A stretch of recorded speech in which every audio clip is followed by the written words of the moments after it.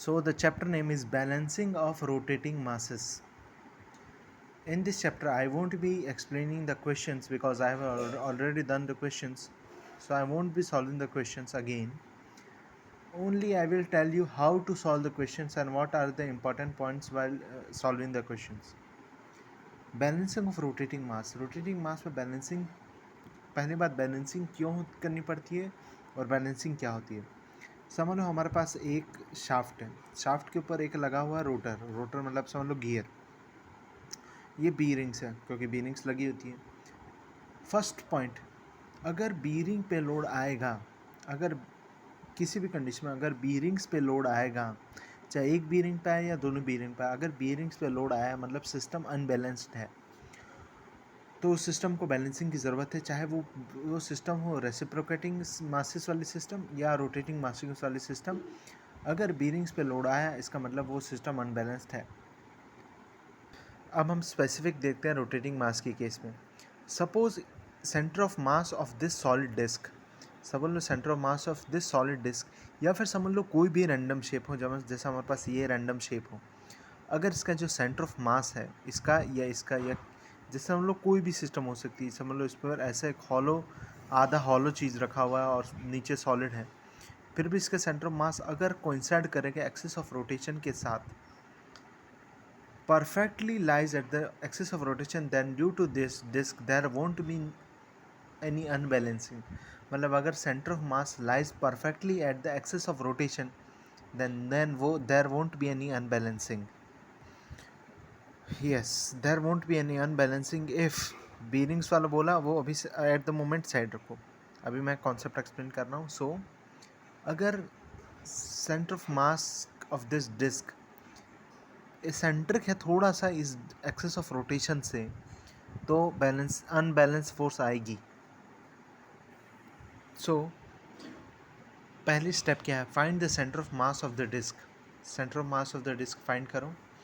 If centre of mass lies on axis of rotation, then उस particular disc की वजह से कोई भी अनबैलेंसिंग फोर्स नहीं आएगी।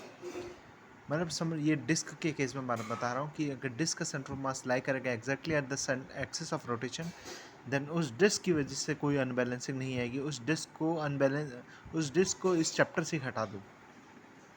But if centre of mass does not lie on the axis then unbalancing force आएगी उसकी वजह से। और अनबैलेंसिंग फोर्स आएगी कितनी, उसके लिए हम क्या करेंगे, ये हम डिस्क को एक इसका सेंटर ऑफ मास से रिप्रेजेंट करेंगे। Represent this whole disc by its centre of mass this, तो पूरा मास यहाँ पे कंसंट्रेटेड है एट ई सेंट्रिक ई, तो इसकी वजह से जो सेंट्रीपिटल फोर्स आएगी वो आएगी, सेंट्रीपिटल या सेंट्रीफ्यूगल दोनों एक ही है, वो आएगी M E omega square. So we are replacing the disc with center of mass. Represent the disk with center of mass for the chapter. If suppose there is a mass attached to axis of rotation like below, समझ लो अभी disc नहीं attach है और पूरा का पूरा का मास ही attach है इसके साथ, तो देखो हम जानते हैं कि ये मास है, इसका सेंटर ऑफ मास लाई करेगा इधर, और ये देखो एक्सिस ऑफ रोटेशन ये है और मास पूरा सेंटर ऑफ मास लाई कर रहा है इधर, ये सेंट्रिक ई है, तो इसकी वजह से जो आएगी वो होगी फोर्स, इस ऑफकोर्स इसकी वजह से अनबैलेंसिंग आएगी, वो होगी एम ई ओमेगा स्क्वायर। सो अगर डिस्क हो दिया हो केस में और सेंटर ऑफ मास एग्जैक्टली इधर ही लाई कर एक्सिस ऑफ रोटेशन, तो डिस्क में कोई अनबैलेंस, डिस्क की वजह से कोई अनबैलेंसिंग नहीं है। पर अगर centre of mass is somewhat eccentric then disc की वजह से अनबैलेंसिंग है।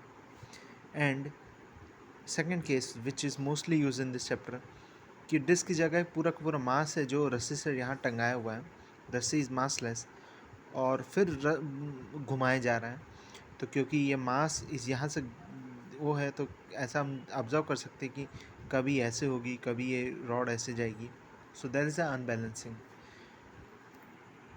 And why this unbalancing force is dangerous, because suppose this is the center of mass, this is unbalanced for m e omega square, at the instant it is upward direction, when this mass comes down, it goes downward direction, so continuously this force is changing its direction, not the magnitude it is changing, but definitely it is changing its direction. So its direction is changing continuously. So this acts as a dynamic loading, because of course for dynamic loading either the magnitude or the direction changes. So this force, unbalanced force, is very dangerous because it is acting as a dynamic force. Now do you want to prove that how this force is unbalancing force? Okay, what do you want? Do you want the transmission to the ground? Do you want any vibration transmitted to the ground? Do you? No. So if there is any transmission, there is any force which is transmitted to the ground, that means that's unbalancing force. So suppose this is the force me omega square, which is unbalancing what we are calling at the moment. It is acting here. So these are the two bearings, Ra and Rb. So we are redistribution this me omega square in Ra and Rb, like we do in SFD. Not, we are not balancing, we are actually transferring. Let's balance it. Okay, we are doing balancing, no problem. Re plus Rb is equal to me omega square, and Rb into this distance minus me omega square into this distance, Rb into this whole distance, me omega square into this distance is equal to 0. So we get the value of Rb is equal to this. We get the value of Ra is equal to this. So these are the reactions on the bearing. Do you want the reaction on the bearing? No. So definitely these are the unbalancing forces. These are the thing. These are okay, ठीक है. And as I said कि unbalancing force हम direction continuous change करती जा रही थी, जब वो ऐसे हो जाएगी तो बीयरिंग पे फोर्स ऊपर लगेगी, एक बार नीचे लग रही है एक बार ऊपर लग रही है, मतलब देखो डायनेमिक लोड की तरह काम कर रही है. So reaction given by bearing is changing its direction. So this Ra and Rb are acting as dynamic force on the bearing.